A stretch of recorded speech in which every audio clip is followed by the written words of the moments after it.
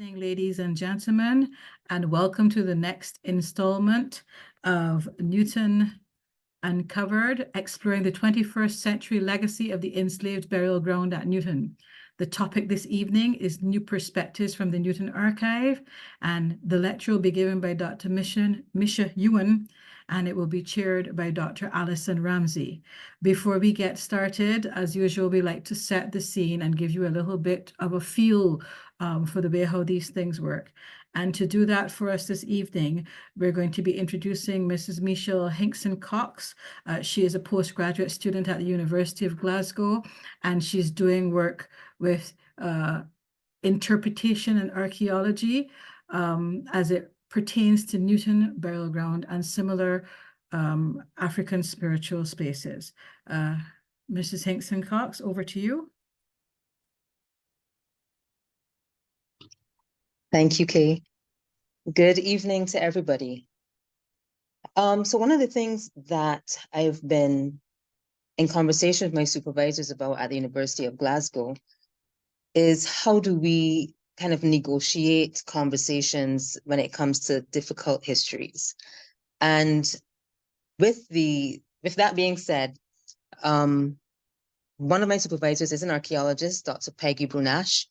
And one of the things that she would have been impressing upon me is that it is not enough to just dwell on the horrors alone. We don't want to have, I think she referred to it as tragedy porn, where we kind of only dwell on the negative things that would have happened. And it's not to in any way discredit the fact that those things did happen, but also to look at the strength and the stories of resilience, of love and of hope that we would see coming out of that period as well. And so this poem focuses a little bit on that. For those of you in Barbados, I don't know if you remember, earlier this year, we had a sun halo caused by some upper level clouds in the atmosphere. It was quite beautiful. And I think a lot of people stopped work and school and everything else to come outside and just look at the phenomenon as it was happening. And I wrote this poem from the perspective of that halo happening while at Newton. Breeze fresh, trees whistling, humming, living, sun shining, ancestors holding hands, holding mass, holding time, holding me, holding us in rainbow council, full circle. Nationwide, eyes wide, turn to sky, time standing still as collective awe takes breaths captive. Beauty unearthed in heavenly splendor, barebacks brave heat to see this halo of color.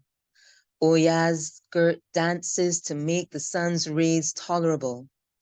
Perfect symmetry in the sky. This sun has seen scenes that seem long forgotten. Thank you.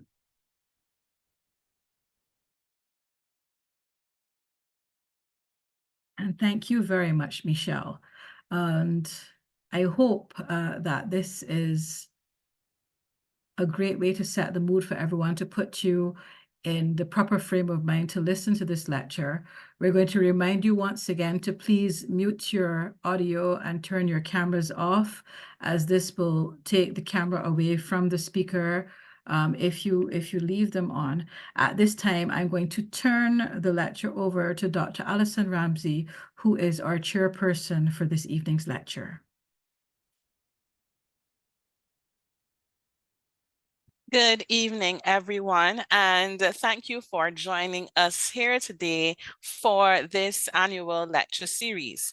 I am Dr. Alison Ramsey. I am a member of the History Department at the University of the West Indies St. Augustine campus.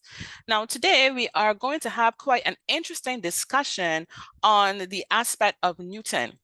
And in this lecture series, we just want to continue to thank the Barbados Museum Historical Society and University of the West Indies Department of History and Philosophy for undertaking this annual series.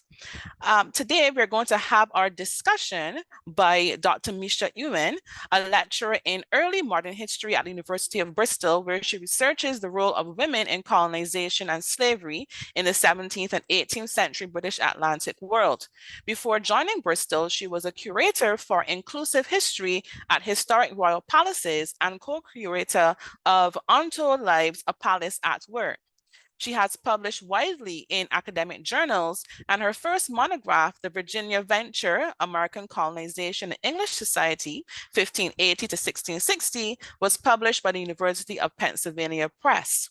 Her discussion today focuses on new perspectives from the Newton Archive, and she's going to discuss different insights into lives of enslaved people at the plantation and the connections between the plantation and England. And she will also raise questions about difficulties of researching across several archives in England and the ways that scholars, descendants, and archivists might work together to find these records and make them more accessible. Now, we invite you to sit back and listen attentively to this discussion today. And at the end of her presentation, you can please put your questions in the Zoom or the comment section on Facebook, and we will be able to have that discussion going at the end of the presentation. So you can put your questions as the presentation goes along and at the end of the presentation as well, if you so desire. I invite our presenter to take the floor. Thank you.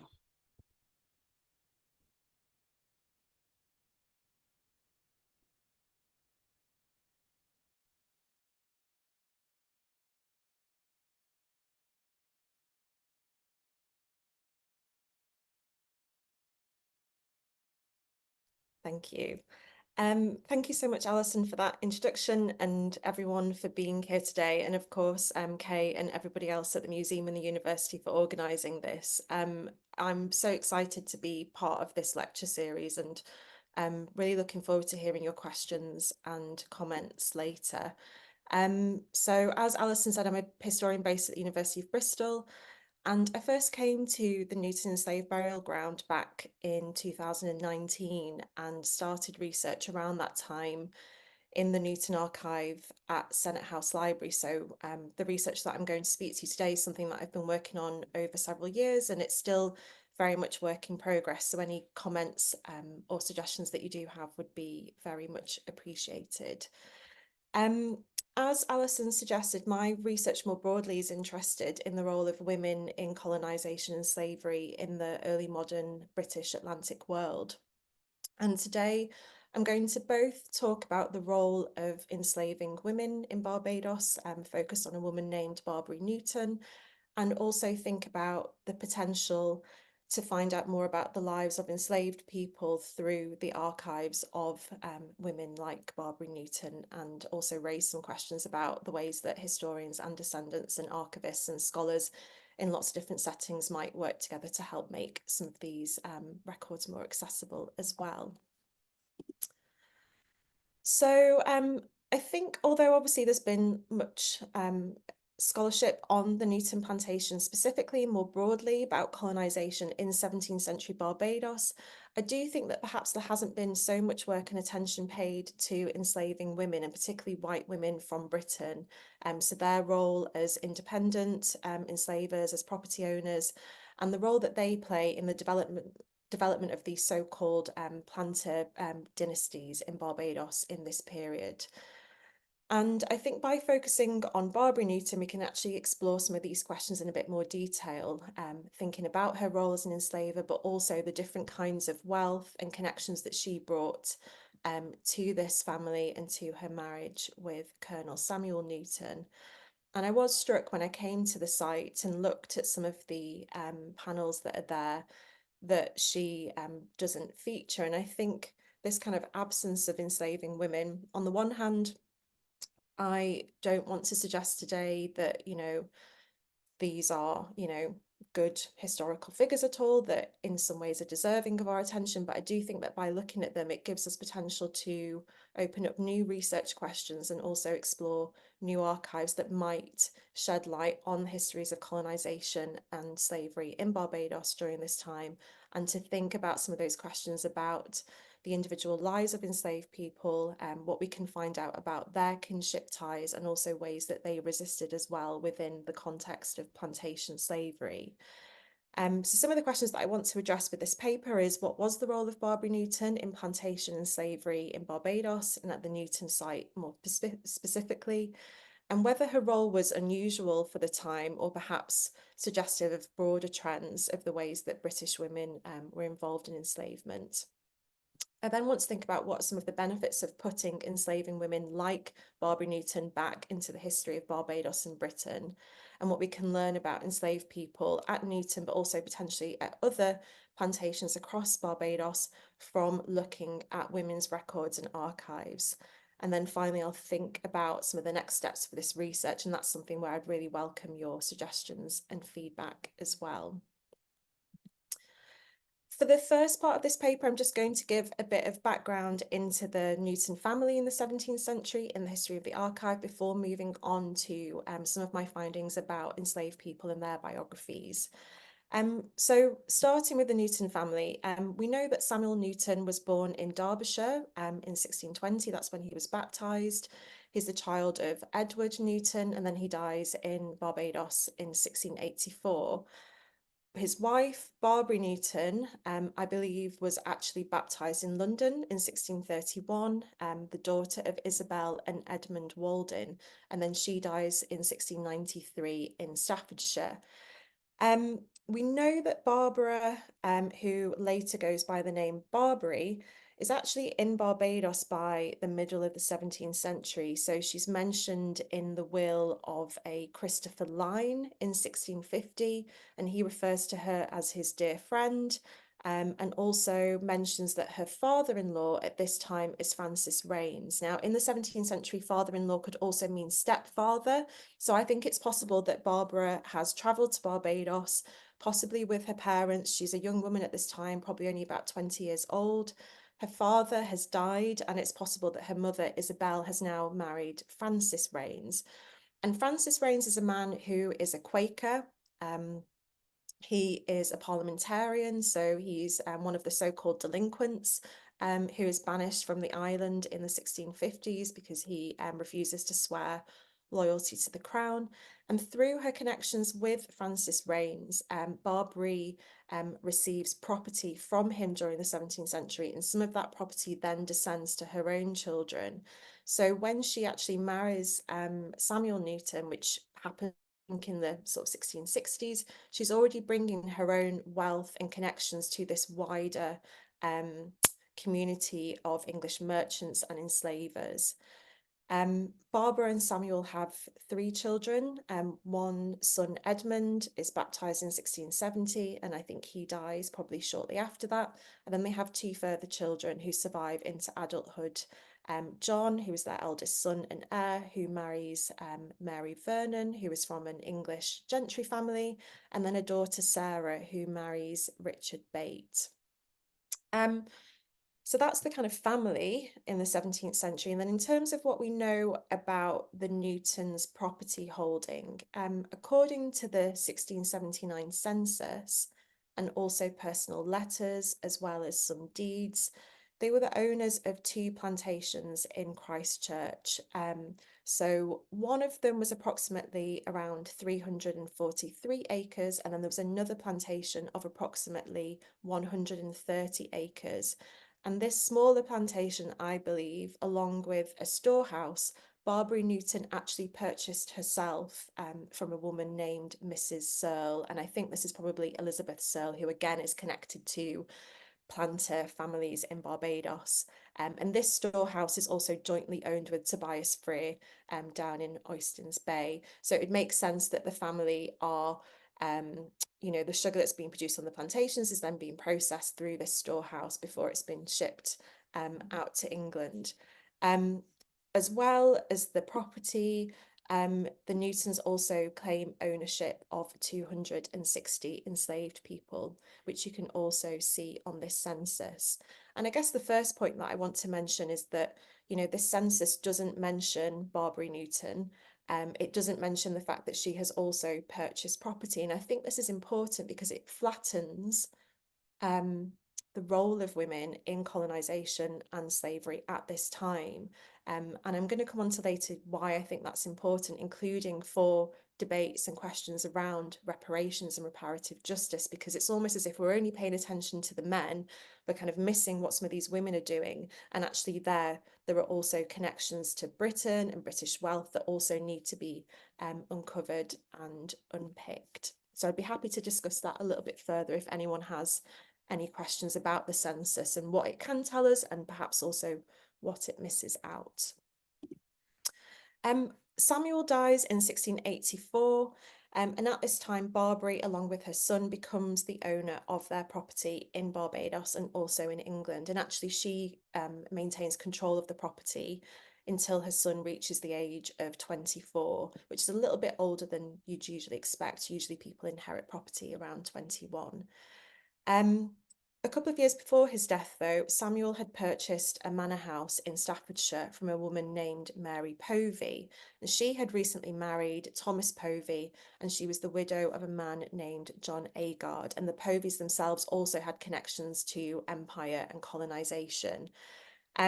This house, obviously for the Newtons, signals their desire to want to return to England eventually as absentees, but of course those plans were cut short when Samuel died. Despite his death, though, in 1685, the Newton family pack up their belongings and they do actually return to England. So Barbary travels to England with her daughter Sarah, Sarah's husband Richard Bate, and their children, as well as John.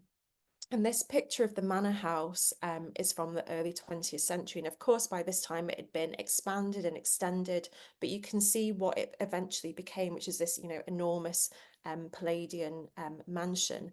But even at the time that they bought the property, it was still a substantial country manor for the Newtons. So of course, all this wealth that they've gained through slavery and plantation is being pumped back into Britain and the purchase of property.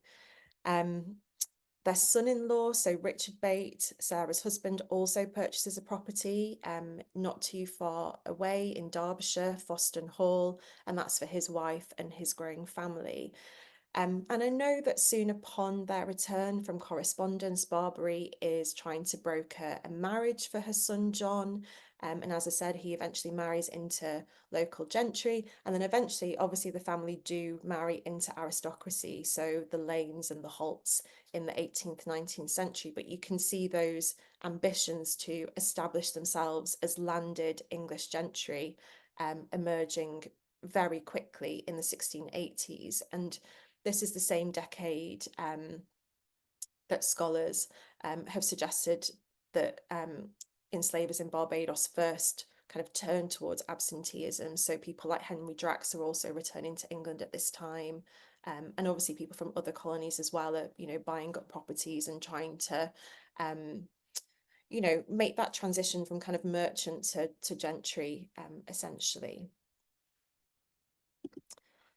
And I've just included some images here. So one is from a document in the National Archives signed by Barbary Newton and her son John. And you can see here that she does spell her name as Barbary, and that's what she goes by. And I'm not sure why she makes that change from Barbara to Barbary, but it's quite interesting. And then also, if you can see, those are just two close-ups of some maps also in the National Archives. The one in the middle is of King's Bromley, and you can see on the map just where it's outlined the Manor Hall, and that's the property that Barbary Newton moved to and began refurbishing and repairing in the 1680s.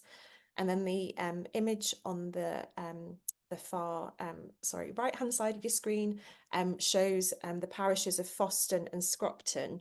So where I've put the X, that's Foston Hall that Richard Bate purchased, and that is actually a prison today. So that building does still stand, but it is a British prison, a female prison actually.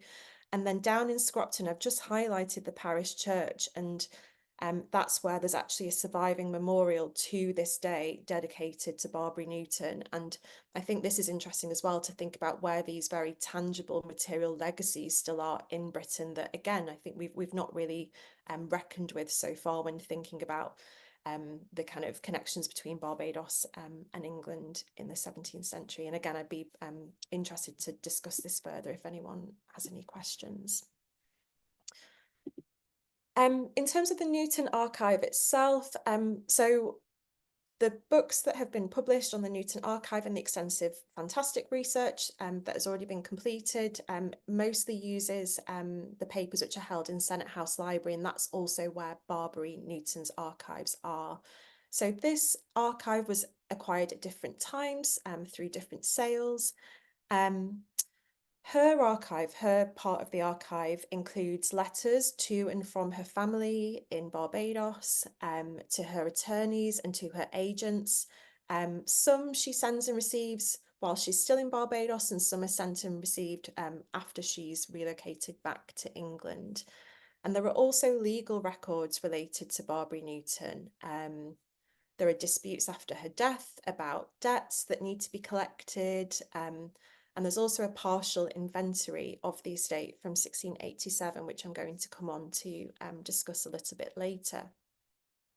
What I think is interesting is that at some point, possibly in the 19th century, we don't really know, this archive has been separated out. So whilst the records related to the estates in Barbados and slavery and sugar have all ended up in London at Senate House Library, other family papers related to their English estate, so concerned with the money that they spend when they return to England, you know, the rents that they are given from their tenants, bills that they pay to workmen, all this kind of thing.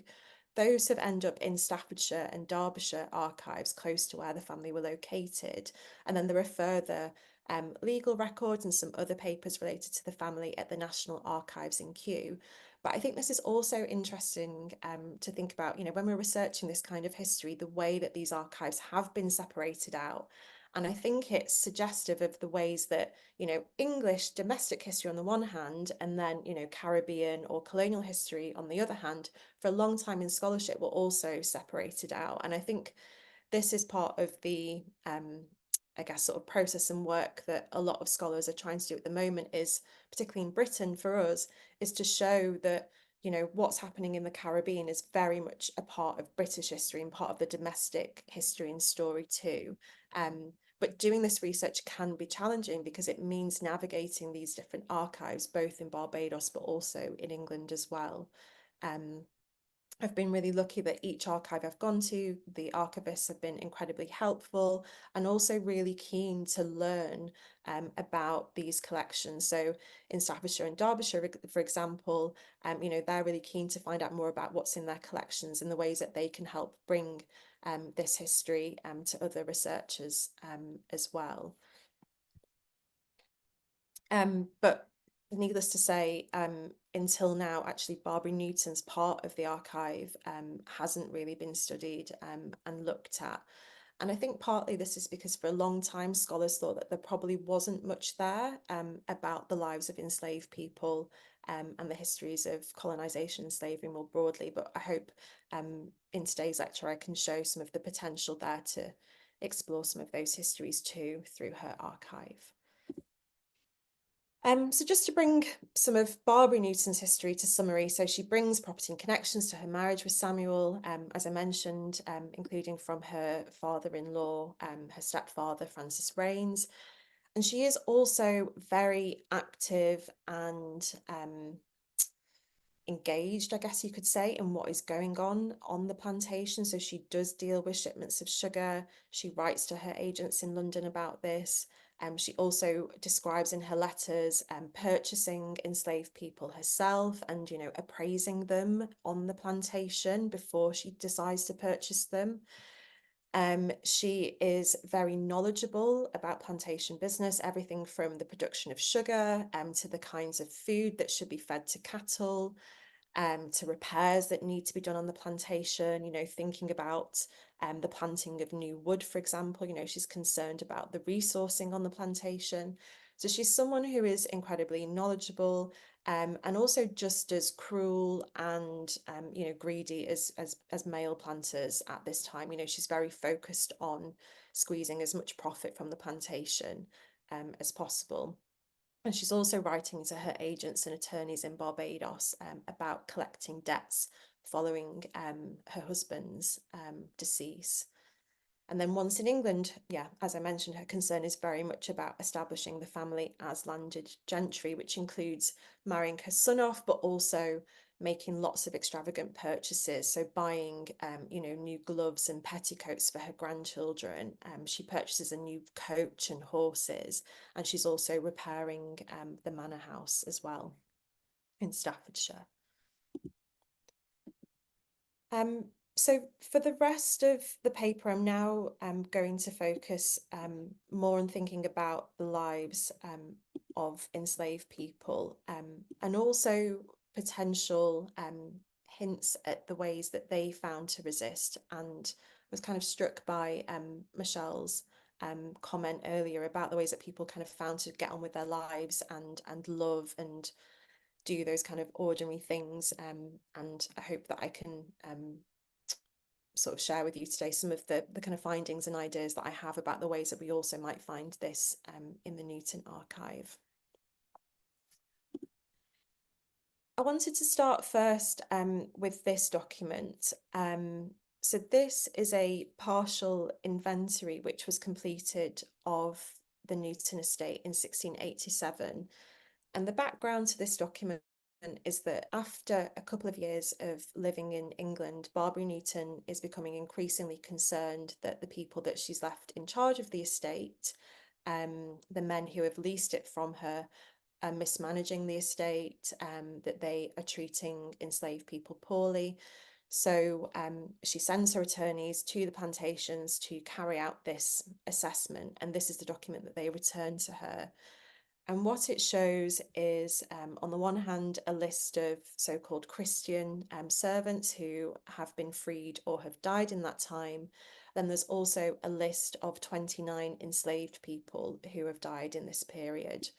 And I'm sorry that this picture isn't a bit clearer, but if anybody would like images, I'd be very happy to share that with you. But you can see from this list that it includes the names of enslaved people, whether they are a man, a woman, boy, etc. There are also values attached to these people, because this is a document that is really concerned with Barbary trying to appraise, the so-called, kind of losses to her property. But there is also a list of children that have been born on the estate during this time. And so this document is obviously incredibly sensitive and hard to look at. It's an incredibly violent document as well, which reminds us of, the conditions that people lived under at Newton, the fact that they were so susceptible to illness, disease, and injury. But it's something that I have, sometimes thought about quite closely and in detail to see what we might be able to find out about the lives of enslaved people, including their kinship ties as well, on the Newton plantation in the late 17th century. So starting with this list of enslaved people who had died during this period, one thing to point out is that, what we have here is a list of their names, of course. And some of these names do point to the potential origins of some of these people. So you can see the first name listed is a Robin Coromanti, who is a refiner. A little bit further down, there's a Maria Coromanti. There's also a Bridget Matagasco, a little bit further down the list. And although scholars such as Stephanie Smallwood have cautioned that we need to be really cautious when we look at these kinds of labels that are attached to enslaved people, it might open up possibilities for other researchers who have more expertise in this to, look at these documents and find out more about what some of those cultural backgrounds and ties of enslaved people at the Newton plantation may have been. Some other information that we get from this document is some of the roles of enslaved people. So Robin is a refiner, Dando is a stiller, and Ando is a carter. So these are quite skilled roles that these men had on the plantation. And I think then, we can ask, how it was that maybe they died, were they injured during, the process of refining sugar, which of course was an incredibly dangerous and arduous task as well. And something else that this document can tell us is about the survival of African names and also indications of kinship as well between enslaved people. So the name right at the bottom is Isaac of Bridget. So this is Isaac, son of Bridget, and this is an infant that had died during this period. And so I think that, you know, when I came across this document in the archive, obviously initially it completely took my breath away, and it's really hard to look at. But I do think that, you know, having this list of names, you know, bringing them to the surface, you know, I think just potentially opening up routes for people to do, you know, family history research, and much in the same way that scholars have pieced back together old Doll's family tree in the 18th century, for example. I think there's potential there that we could look at similar histories in the 17th century as well. And particularly, I wanted to just draw your attention to this list of children that had been born on the estate during this period. 8 of the 9 infants who were born are recorded in this inventory as having 2 or even 3 given names. And scholars, including Jerome Handler and others, have suggested that this could be a way of signalling maternal or parental descent. So Bess Charity, for example, may be Bess, the daughter of Charity, and Arabella Joes may be Arabella, the daughter of Joe. Of course, I can't be completely certain about this, but again, people who have more expertise might be able to have a look at this document and you know, make discoveries about some of the kinship connections between people on the Newton plantation during this period. And one of the ways that I've been able to, I guess, flesh out some of these histories a bit more and add a bit more depth and detail to the biographies of enslaved people is through letters in Barbary Newton's archive. So in several letters, she does mention individual enslaved people, providing insights into the medical care and treatment that they received, but also sometimes specific requests about their labour. And this letter is one of the only letters which actually mentions an enslaved woman specifically by name, and it concerns a woman who is sometimes named Ansa, sometimes named Ansi in the archive. And this letter, Barbary's writing it to her cousin, Isabella Cryer, who's in Barbados. Isabella's husband, Benjamin, is actually an overseer of the Newton plantation at this time. And Barbary starts the letter by describing to her cousin that her daughter has recently given birth. She says that she's been brought to bed early, so she's given birth to her son early. And following childbirth, her daughter Sarah isn't in very good health, and neither is the infant. And she goes on to say to Isabella, "Pray let me know whether Ansa hath weaned a child, and whether she be willing to come to England or no. I would have Ansi come over in the ship where little Sarah Bates comes." And then she actually, Sarah Bates is her granddaughter. So at this time, the family have already relocated to England, and the grandchild is obviously coming at a later date, and she's asking whether or not this enslaved woman would also be willing to come in the same ship. Now, I spent a lot of time thinking about this letter, but also looking at other letters in Barbary's archive to try and piece back a bit more about Ansi. But I guess the first point that I want to make about this letter, and when thinking about the role of women like Barbary Newton in colonisation and enslavement in Barbados, I guess is just the kind of depths of their involvement and the lengths that they were willing to go to as well to benefit themselves and their families. So obviously with this letter, what she's suggesting is that she wants this woman to be separated from her own people and community in Barbados and brought to England. You know, and this is somebody who would have obviously already survived the Middle Passage once, and she's willing her to do it again to come and help nurse Sarah's child. I think it's possible that the reason that Barbary makes this request is because Ansi is somebody that she already knows quite well. There are other mentions in her letters of enslaved people at the Great House, and these were people who probably worked in domestic roles, cooking, cleaning, but perhaps also helping to take care of the Newton children and grandchildren. Obviously, we don't have any images of the Newton household, so I've included this image here of from St. Nicholas Abbey. It may have been what the Newton household may have looked like.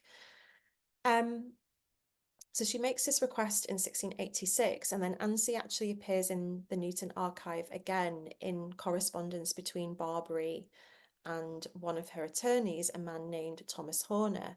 And he later reports that Ansi has taken Lewis as her husband and is great with child. He doesn't mention whether or not Lewis is an enslaved person or a white servant, but I think the kind of casualness with which it's mentioned suggests that Lewis is probably an enslaved person too. And great with child obviously means that Ansi is heavily pregnant at this time. And then in a final third letter, Thomas Horner once again writes to Barbary and lets her know that Ansi has safely delivered this child, and that she's currently recuperating, resting at the property of Richard Bates, but soon will return to the Newton property.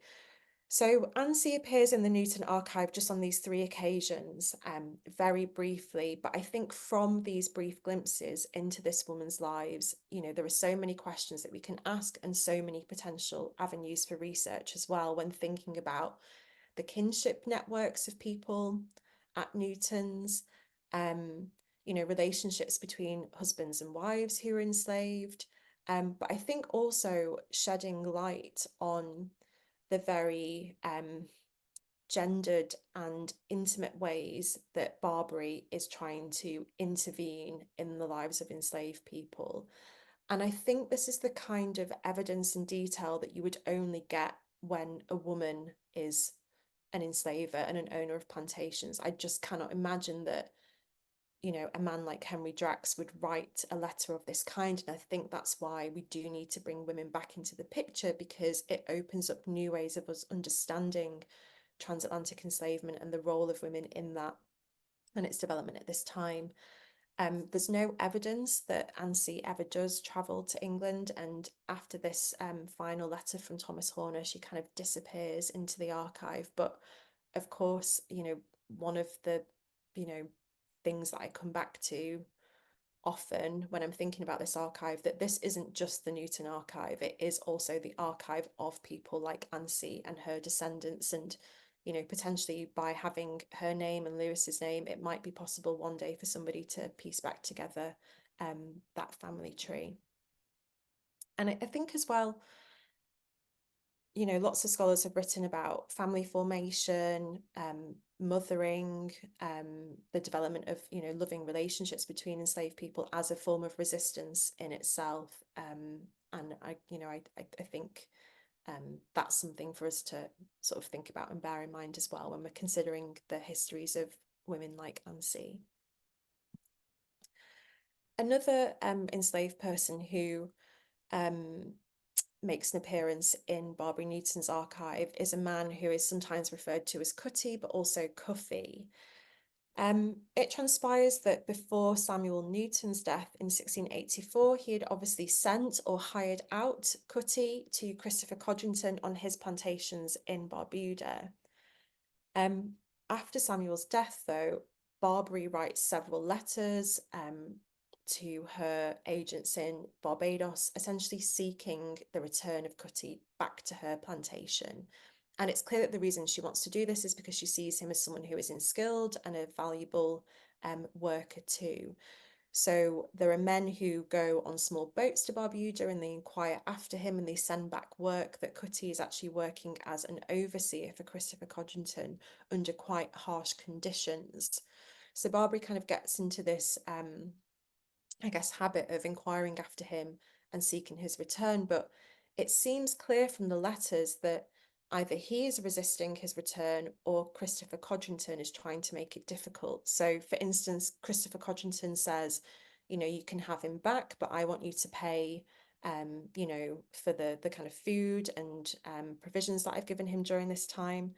But she also writes in one of the letters that she wants these agents to reassure Cutty that if he does come back to Barbados, that he will make a good overseer, that he may even be able to come to England.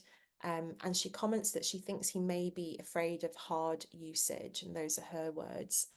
And again, you know, there's no clear evidence that points to Cutty's resistance in this sense, but clearly he is at least making things quite difficult for Barbary. And I think, again, it opens up questions for us about the development of colonization, not just in Barbados, but with neighbouring Caribbean islands and the connections between them. And that Codrington Barbados connection is obviously already very well known, but we can also think about this history through the lives of enslaved people as well, through the Newton Archive. I still want to do more research on this. You know, what I'm sharing with you today is very much work in progress. But just last week, I actually came across this list shared by the Bodleian Library on their website. It's names of enslaved people taken from the Codrington estates in Antigua and Barbuda. And I saw this one name, Cuffy Barbados, and I think that must be him. The fact that he's been described as Barbados suggests that it's Cuffy from Barbados. So I'm really keen to do more research and find out what happened to Cuffy, and whether or not he ever did come back to Barbados or not. Certainly there's no evidence of that so far as I have been able to find so far. I've kind of zoomed through that, so I was going to speak for sort of another, I guess, few more minutes, maybe just to wrap this up and bring this to some conclusion, and that means we've got an extra 5 minutes for questions. But my conclusions from all of this is that I think there is a significant and also under-researched role of enslaving women in Barbados, particularly for the 17th century.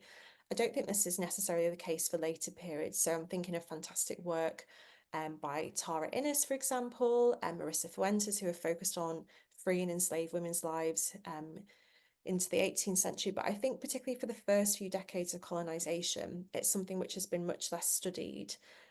Cecily Jones completed a fantastic book looking at poor white women in Barbados, but one thing that she did flag was that we needed more research into white enslaving women's connections to Britain too, to understand their economic connections, their social connections, those family connections. And I think the Newton family provides an ideal opportunity to do that, to understand how these families, I guess, establish themselves in Barbados as, you know, planter families, but also then how they work to establish themselves as landed gentry in Britain, the way that that wealth is disseminated, you know, what they spend their money on, what they invest in, and the way that then they, you know, marry into kind of, you know, aristocracy, and those dynasties then continue right through to abolition.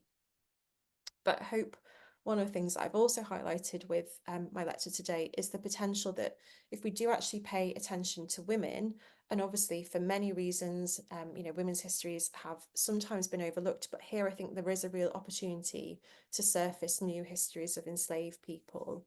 I think actually the Newton Archive is especially rich. I don't think for this period and for Barbados, as far as I know, there are other similar sets of letters and correspondence written by women, but there are the women's wills and deeds in the Barbados archives, for example, and some smaller sets of records and collections, including some of those material legacies that I mentioned. So things like church memorial tablets, which are scattered across, you know, the entirety of Britain, that we just haven't really paid attention to yet. But I think it can help us to understand better some of those connections between Britain and Barbados in the 17th century, but especially the role that women are playing in helping to establish and strengthen those ties between the colony and Britain.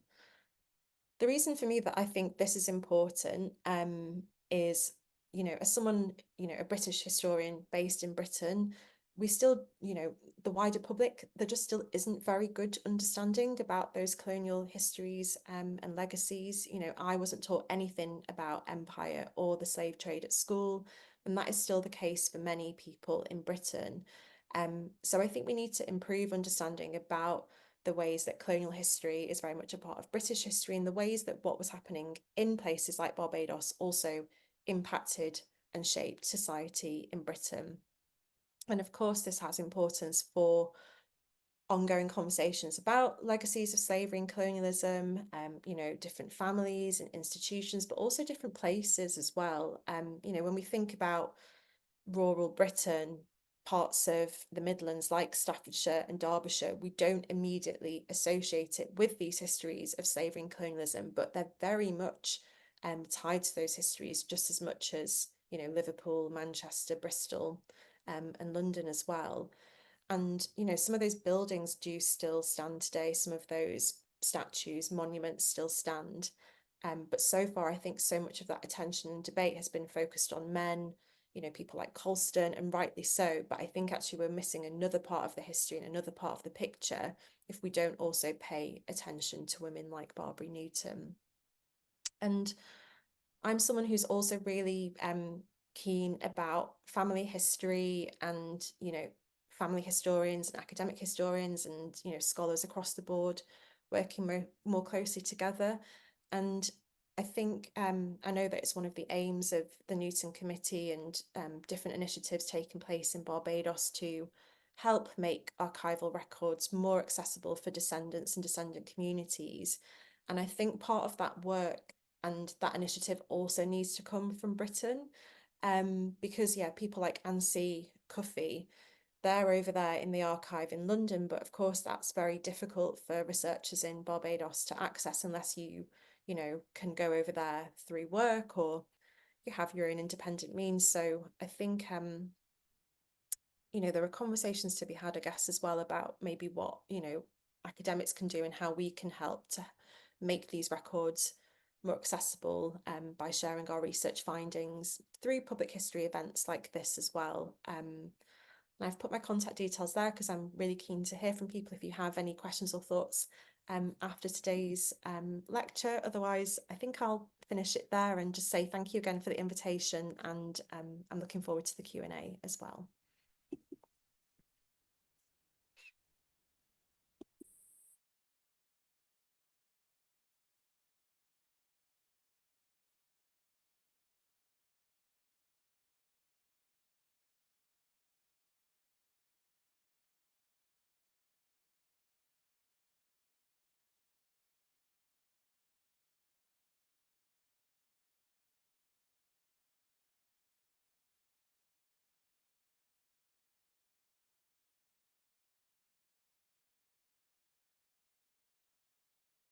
Alison, I think we've lost your microphone. I see that you're not muted, but we're not hearing you.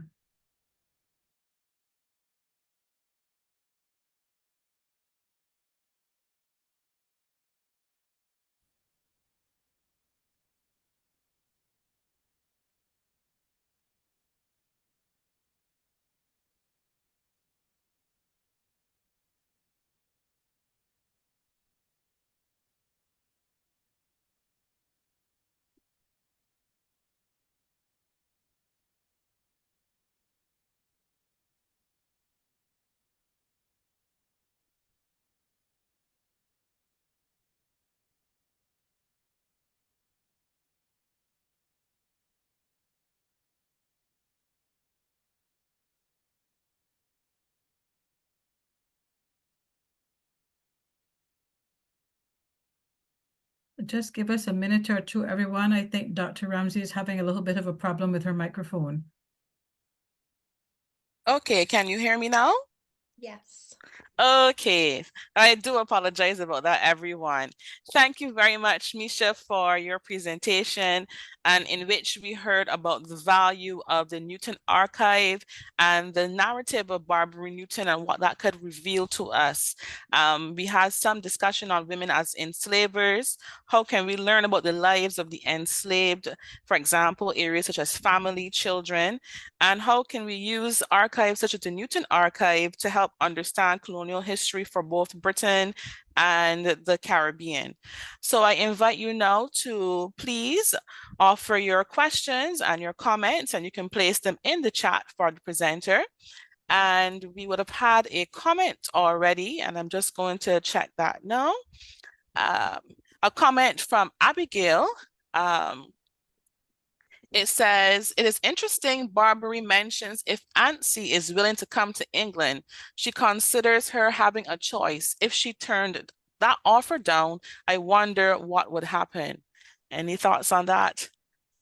Yeah, I Misha? think it's really interesting. So I think this letter is clearly written by Barbary herself. So some of the letters, you know, I think she's dictated them to somebody who's written them on her behalf, especially as she gets older. She mentions that she doesn't have very good eyesight, but this one, you know, she starts by saying if she is willing to come to England or no, as like you say, as if she has a choice, and she's, you know, as if she's waiting for a response from Isabella. And it makes me consider that, you know, she's expecting Isabella to obviously approach Ansi and put this to her. You know, Isabella has a role at this time herself as the wife, as one of the overseers, so she's clearly interacting with enslaved people personally. But then as Barbary kind of continues to write the letter, and she's obviously kind of thinking over it, she finishes by saying, I would have Ansi come over in the ship where little Sarah Bates comes. And I guess depending on how you hear that emphasis, it could be, you know, I would have her come, like, you know, actually I insist she should come. Or she might be saying, you know, if she's coming, it would be convenient if she comes on this ship. So it is ambiguous. And I think, like you say, you know, what's really clear from her correspondence, but I think correspondence of other absentees, is that, you know, what they're always trying to do is extend their control in some way, from a distance, whether it's over the lives of enslaved people or the people that they've hired. But clearly from England, she has very little control herself. You know, she's expecting people to do that on her behalf. Certainly in the later letters and correspondence, she doesn't seem to, you know, she never asks again. She never kind of puts that request again, as far as I can see from surviving papers. Obviously, not everything has survived. But the fact that Thomas Horner continues to update her about Ansi, you know, Ansi's pregnancy, her marriage, the fact that she's given birth, suggests that she is still asking after this woman, like she's taken a particular interest in her. And it makes me think that maybe Ansi has cared for the Newton children before. She's been made to nurse them before, perhaps, and that's why Barbary is quite adamant that she wants that woman. And I know that scholars like Sasha Turner, who have worked on women in 18th, 19th century Jamaica, there's lots of evidence there that Black enslaved women are used as wet nurses for white families. And from the early 18th century, people who visit places like Barbados comment on it. But I haven't come across any kind of evidence like this for the 17th century. But it's interesting that this practice is happening perhaps very early. And I think another final question that I have is, you know, she could have easily found a white English wet nurse, plenty of women in London. So why does she insist that she wants an enslaved person to come from Barbados? And I think one of the reasons is that, you know, as part of establishing herself as landed gentry, what that also means for Britain, people in Britain at this time, it means having enslaved people in your household. You know, that's part of showing off your wealth and status from colonization. So I think for her, that's an additional motivation as well. Okay. All right, so feel free to place your comments or questions from Facebook or on Zoom into the chat. I was wondering, Misha, if we had any idea of how she actually treated her slaves, from what you were researching thus far, in terms of what was her relationship like with them. So she doesn't give much insight, I guess, into those kind of individual interactions that she had with enslaved people. But like other absentees at the time, she shows, I guess, what, you know, we might describe as concern, but not because she really cares about these people, but obviously because she sees them as her property. You know, she wants them to be looked after because she wants them to be able to work for her and produce the sugar. She's expecting an income from the plantation. She wants she's expecting rent to be paid. So she does write to ask, you know, are they being given medicine when they're sick? You know, what kind of food and provisions they receive. You know, she makes sure that clothing is being sent from England to the plantation. So I guess that's one way that we kind of see her insight. And I guess what it shows is that she has her own understanding and awareness of, you know, what she thinks is, you know, how they should be treated, you know, what they should be provided with. There is also another letter where she writes about an enslaved person. I think it's an enslaved person. It could be a free person of colour. I'm not completely sure. But she describes this man as tending to her husband during her husband's sickness. And again, you know, it's kind of obvious now if you think about it that enslaved people would have performed that kind of work. You know, they would have done all different kinds of domestic work and tasks, and that would have included caring for people when they were ill and caring for their children.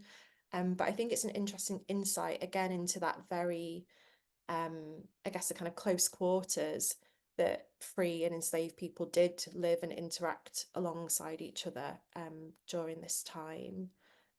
So yeah, there are kind of snippets of that through her letters, but I think the main way that it comes through is that, you know, she's fretting in England. You know, she's worried that if they're not treated right in her mind, then she's not going to get the income that she wants from the plantation to help support her new lavish lifestyle, essentially.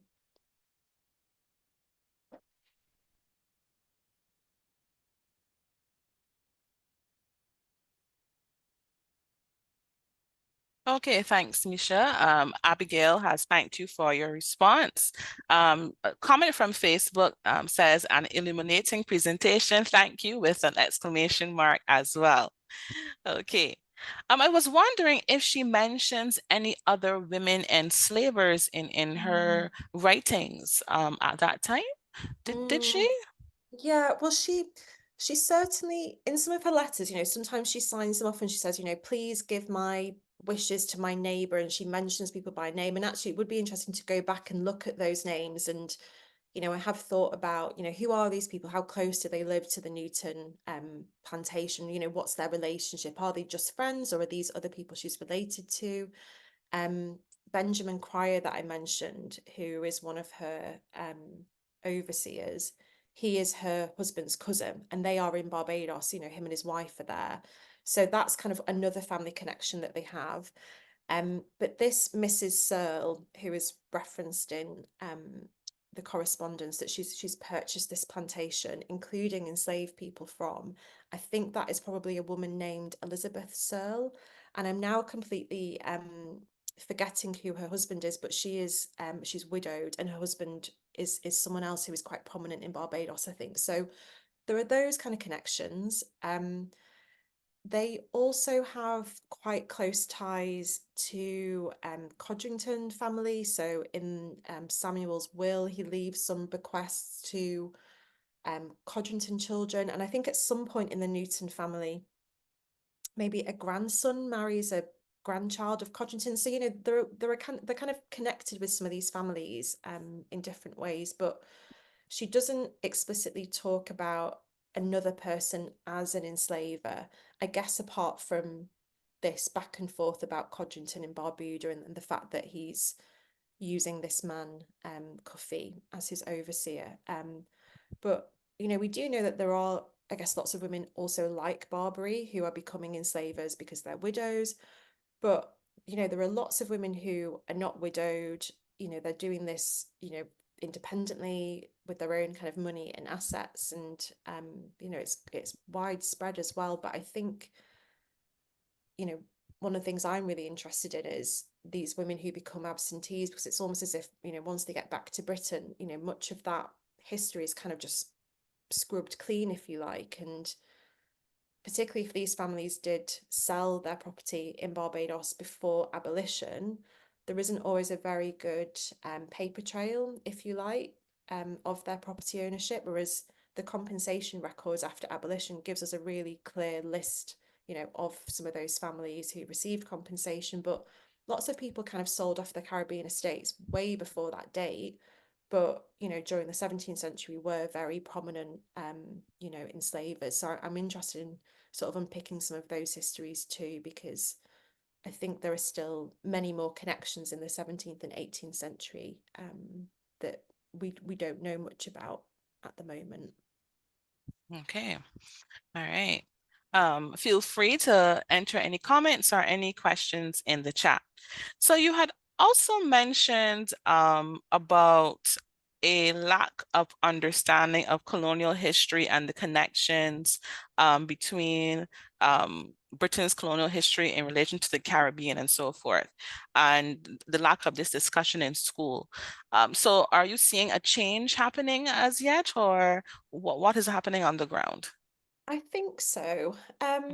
So I think, for a long time, I think a lot of people in Britain thought that, Britain's relationship with the Caribbean kind of started with Windrush, and there was nothing before that. I do think that's improving. So I know that when I was working as a curator, for example, we do lots of career development programs with teachers, who are, being supported by their schools to come and, work with historians, scholars, to kind of, create new resources and sort of develop their own understanding of histories of empire. But I think because it's not part of the national curriculum, it can be very patchy, the ways that it's taught. So and schools, it can be kind of selective. There is still some kind of choice in how you teach these histories, and of course some of that needs to be age appropriate. If you're teaching primary age children, you might teach it in different ways. But for example, one of the comments that I have heard quite a lot, both in my previous role as a curator and now sort of back in academia, a lot of people in Britain will still say, there were no slaves in Britain, slavery was illegal. And that's just not true, because we know that people like Henry Jacks, for example, are bringing enslaved people with them from Barbados. And it might be that there were no slave codes in Britain like there were in the Caribbean, but that doesn't mean that anybody stopped it. These people were still being treated as property.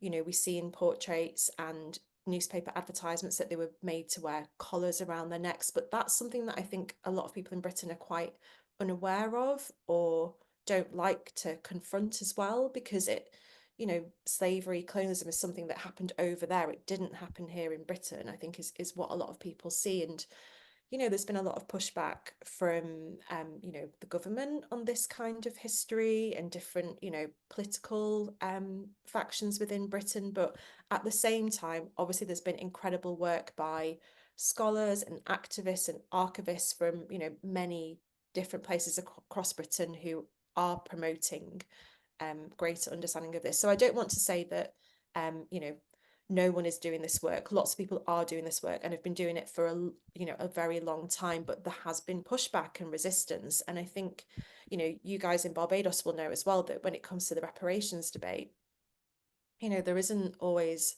a lot of appetite to have that conversation by people in Britain. But again, that's not across the board. Lots of people do want to have that conversation. But yeah, it's not it's not across the board. Okay. And how could this uncovering more of the Newton archive, how could this connect to the discussion of reparations, in your opinion? What would the public be able to understand from this work and the reparations issue? I guess one way that I think we can make this history more sort of translatable, if you like, is maybe by looking at some of those local dimensions. So I grew up in Manchester, and I have Caribbean family, and I didn't learn about Manchester's connections with slavery and cotton. We learned about cotton and we learned about the Industrial Revolution, but we didn't learn about some of those connections with slavery and empire. But I think that would have been really powerful, to learn about those histories through the place that you live in and that you kind of have grown up in, and also those places that you have family connections with as well. So I think, for example, in places like Derbyshire and Staffordshire, I do think that local people and researchers would be interested to know how you know, the place that they live in was shaped by colonialism through families like the Newtons. So there is a local history group in Staffordshire who have done a lot of research into the Newtons and have been super helpful, have shared lots of information with me about the family. But, you know, there'll be examples like this across Britain that we're just not really aware of yet. But I think it's a way of kind of, bringing that history, making it very local so that actually, you know, for instance, school children in Derbyshire could learn about the connections between the place that they live and the history of empire. And I think it just makes it feel more real somehow for people, that it is connected to their place and their community.